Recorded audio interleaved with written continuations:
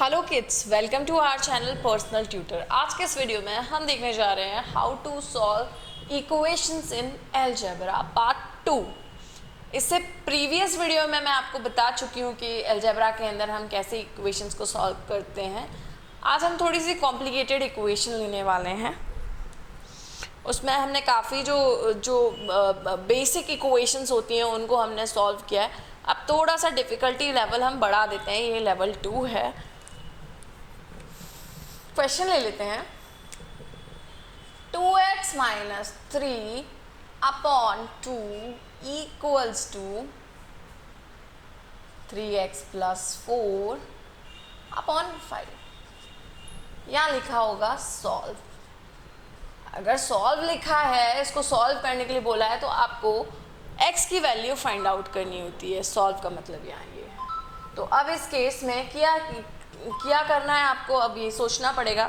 तो सबसे पहले आपको क्या कर देना है, इस इक्वेशन में क्रॉस मल्टीप्लिकेशन कर देना है। मतलब इसके डिनोमिनेटर को इसके न्यूमरेटर से एंड इसके डिनोमिनेटर को इसके न्यूमरेटर से मल्टीप्लाई कर देना है। तो चलिए करते हैं। 5 2x minus 3 equals to 2 3x plus 4। मैं अलजेब्रा के ऊपर 2-3 वीडियो प्रीवियसली बना चुकी हूँ, आप उन्हें अलजेब्रा की प्लेलिस्ट से देख सकते हैं। वहाँ मैंने बताया है कि किस तरह से मल्टीप्लाई करते हैं अलजेब्रा में, तो वो आप वहाँ से समझ सकते हैं। तो देखिए, ब्रैकेट के बाहर इस तरह से कोई भी नंबर लिखा होता है तो वो सिंपली दोनों से मल्टीप्लाई हो जाता है। ब्रैकेट के अंदर जितने टर्म्स होते हैं ना, उससे मल्टीप्लाई हो जाता है। तो यहाँ पर हम शुरू करते हैं। तो यहाँ पर क्या हो जाएगा, 5 इंटू 2x कितना होगा 10x minus 5 into 3 this is 15 and 2 into 3x कितना होगा 6x प्लस 2 इंटू 4 8 होता है। गलती से 6 मत लिख दीजिएगा, आप बच्चे गलती कर देते हैं, लिखते तो 2 इंटू 4 है लेकिन नीचे आंसर होता है 6। तो ऐड नहीं करना है, मल्टीप्लाई करना है। अब देखिए दिस इज 10x। अच्छा, इसका जो पार्ट 1 बताया है उसमें मैंने इस टाइप के इक्वेशन को सॉल्व करना बताया है। तो अगर आपको इस तरह से फ्रैक्शन में दिया हुआ है अलजेब्रा में, वो कुछ फ्रैक्शन टाइप का बना करके दे दिया है, तो आप क्रॉस मल्टीप्लाई कर लीजिए। उसके बाद आपको एक सिंपल इक्वेशन मिल जाएगा। इस टाइप का इक्वेशन मैंने आपको प्रीवियस वीडियो में सॉल्व करना बताया, फिर से देख लेते हैं। ये क्या है, इधर कांस्टेंट वेरिएबल आ रहा है तो ये वेरिएबल है, ये टर्म भी वेरिएबल का, ये टर्म भी कांस्टेंट का एंड ये टर्म भी कांस्टेंट का। अब इस केस में करना क्या है आपको, कांस्टेंट एक तरफ, वेरिएबल एक तरफ। तो हम कोशिश करेंगे कि हमारे वेरिएबल्स जो हैं वो लेफ्ट हैंड साइड चले जाएं। तो 10x तो ऑलरेडी यहाँ है, 6x यहाँ पॉजिटिव है। अब पॉजिटिव को मैं राइट से लेफ्ट हैंड साइड लाती हूँ तो बनेगा नेगेटिव। देखिए प्लस था तो माइनस हो गया। अब 8 यहाँ ऑलरेडी है, साइड किसका चेंज हो रहा है 15 का, यहाँ माइनस है तो दूसरे साइड जा करके प्लस। ये मैं आपको डायरेक्टली नहीं बता रही हूँ, प्रीवियस वीडियो में मैं ये कॉन्सेप्ट बहुत अच्छे से समझा चुकी हूँ।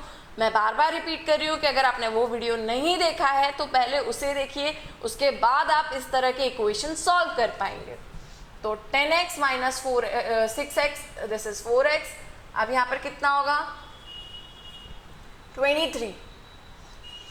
तो x इक्वल्स टू, ये यहाँ मल्टीप्लिकेशन में तो राइट हैंड साइड जा करके डिवाइड में 23/4 हो जाएगा यहाँ। तो ये हमने क्या किया, इक्वेशन को सॉल्व किया। कैसी इक्वेशन थी ये, न्यूमरेटर अपॉन डिनोमिनेटर के फॉर्म में दिया हुआ था, तो हमने यहाँ क्रॉस मल्टीप्लाई किया और सिंपली इसको सॉल्व कर लिया। आप चाहें तो वीडियो को पॉज करके इसे नोट डाउन कर सकते हैं। इसका एक और इसी में एक और पैटर्न होता है, वो मैं आपको बताने वाली हूँ। इसके बाद 2-3 पैटर्न बनते हैं यहाँ पर, वो हम समझ लेंगे तो फिर बहुत इजी हो जाता है अलजेब्रा में इस तरह की इक्वेशंस को सॉल्व करना है। इसे आप चाहें तो वीडियो को पॉज करके नोट डाउन कर सकते हैं, सॉल्व कर सकते हैं। टाइप 2 की तरफ मूव करते हैं हम।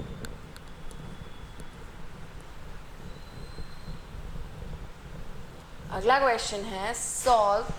अच्छा, ये इक्वेशन मैं रैंडमली मेरे मन से ले रही हूँ, इसलिए इनके आंसर्स ऐसे आ रहे हैं।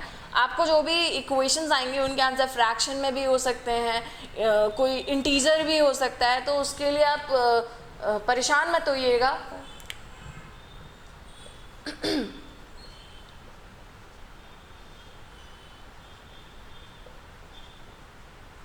इस तरह का आपको आ सकता है।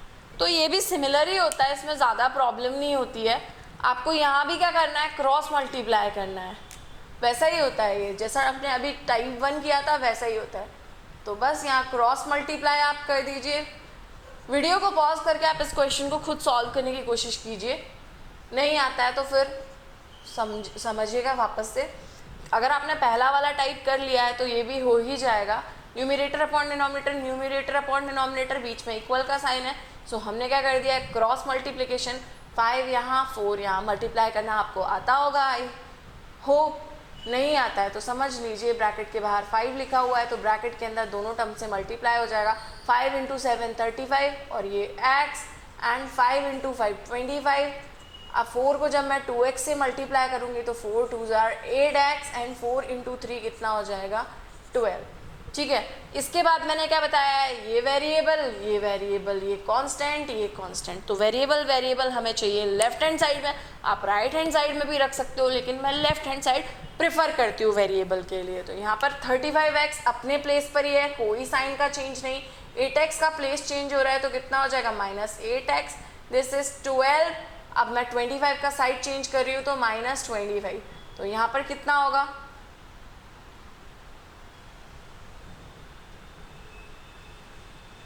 ये हो जाएगा 27x एंड यहाँ पर कितना मिलेगा हमको -13। ठीक है, तो x की वैल्यू कितनी हो जाएगी -13/27। मैं बार बार रिपीट कर रही हूँ कि यहाँ पर मैंने वैल्यूज़ रैंडमली ली हैं, इसलिए कुछ रैशनल नंबर्स आ रहे हैं या कुछ नेगेटिव नंबर्स आ रहे हैं। बाकी जो वैल्यूज़ आपको गिवन होंगी उनसे कैसा भी आंसर आ सकता है। ये रैंडम क्वेश्चंस हैं, मैं एग्जाम्पल के लिए ले रही हूँ आप लोग को एक्सप्लेन करने के लिए। तो इस तरह से हम क्या कर लेते हैं, इस टाइप के इक्वेशन को सॉल्व कर लेते हैं। अच्छा, यहाँ पर थोड़ा सा चेंज और हो सकता है इक्वेशन में, उसको भी आप समझ लीजिए। ये आप चाहें तो नोट डाउन कर सकते हैं, इसे वीडियो आप पॉज कर लीजिएगा और क्वेश्चन कॉपी कर लीजिएगा। कुछ इस टाइप का दे सकते हैं वो आपको, 2x + 3, चलिए 2x + 7 ले लीजिए, वो 2x + 3 बहुत हो रहा है, डिवाइडेड बाय 3 -1 = 3x - 1/2 + 5। इस टाइप की इन्होंने इक्वेशन दे दी। अब क्या करें, अब आपके पास दो रास्ते हैं, या तो आप एलसीएम लेकर के इसको सॉल्व कर लीजिए यहीं के यहीं। ठीक है, आप यहाँ पर एलसीएम ले लीजिए तो आपका जो प्रीवियस 2 क्वेश्चंस मैंने बताए हैं उसके जैसा बन जाएगा। मैं आपको बता देती हूँ, 2x + 7, यहाँ पर एलसीएम लेंगे तो 3 आएगा। ये 3x - 1 + 10/2। एलसीएम लिया है, सिंपली कुछ भी नहीं किया मैंने, सिर्फ एलसीएम लिया है। तो ये कितना हो जाएगा, 2x + 4/3 और 3x + 9/2। बाकी ये जो मैंने टाइप 1 बताया था वही क्वेश्चन है, इजीली आप इसे सॉल्व कर सकते हो। लेकिन नहीं, मुझे ऐसे सॉल्व नहीं करना है, मुझे कोई दूसरा तरीका करना है, मुझे ये नहीं करना, तो वो भी हो सकता है। मैथ्स में हमारे पास बहुत सारे रास्ते होते हैं एक क्वेश्चन को सॉल्व करने के, ये एक बहुत अच्छी बात है मैथ्स की। हो सकता है आपने इस तरीके से सॉल्व किया है, आपका दोस्त किसी दूसरे तरीके से सॉल्व करे। तरीका सही होना चाहिए, बस गलत नहीं होना चाहिए। हम एक काम करते हैं, यहाँ पे मुझे वेरिएबल दिख रहा है तो मैंने पूरे को वेरिएबल का टर्म मान लिया, यहाँ पे मुझे वेरिएबल दिख रहा है तो ये पूरा वेरिएबल का हो गया। तो मैं क्या करती हूँ, इस पूरे वेरिएबल को उठा करके लेफ्ट हैंड साइड में ले आती हूँ। अब आप ध्यान रखिए माइनस का साइन है तो यहाँ पर आप ब्रैकेट यूज करिए। अगर आप ये ब्रैकेट नहीं यूज करेंगे तो आपसे गलती हो सकती है।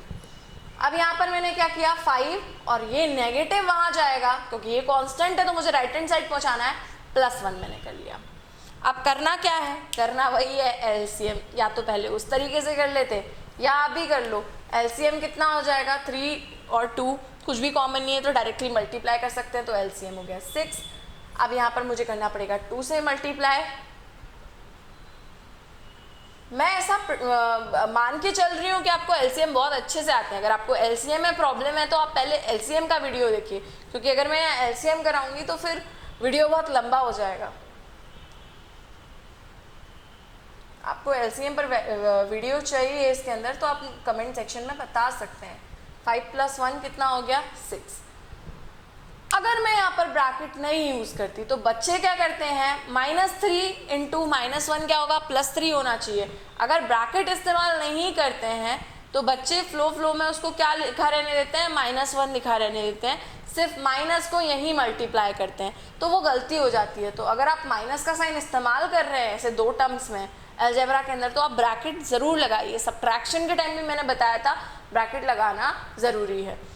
अच्छा चलिए इसको सॉल्व करते हैं। तो ये कितना हो जाएगा 4x + 14 - 9x + 3, और मैं इस 6 को यहाँ जाकर मल्टीप्लाई कर देती हूँ। 6 × 6 36, क्योंकि यहाँ डिवाइड में है तो यहाँ मल्टीप्लाई में होगा, उसमें तो कोई प्रॉब्लम ही नहीं है। ओके अब क्या है 4x - 9x लाइक टर्म्स है, कितना होगा -5x, और 14 + 3 17, ठीक है।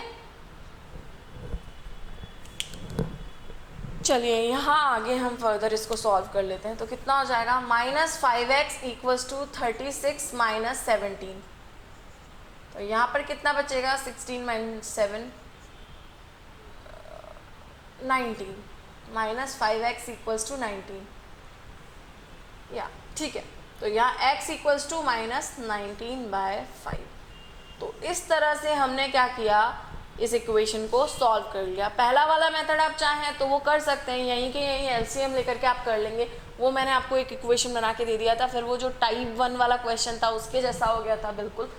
बाकी आप अगर ऐसे चाहें तो ऐसे भी कर सकते हैं। दोनों मेथड्स अच्छे हैं, दोनों मेथड्स ईजी हैं। जो आपको अच्छा, आई थिंक आपको पहले वाला ज़्यादा बेटर लगेगा क्योंकि उसमें थोड़ा सा कॉम्पैक्ट दिख रहा है, वो जल्दी हो जाएगा क्रॉस मल्टीप्लाई वगैरह करके।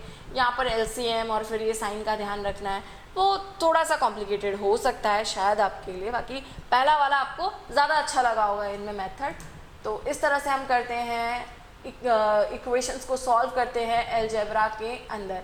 एक जिसमें नॉर्मल सिंपल से इक्वेशन है वो उनको सॉल्व करने का वीडियो मैं बना चुकी हूँ ऑलरेडी। ये पार्ट 2 है इसका, how to solve linear equation in algebra.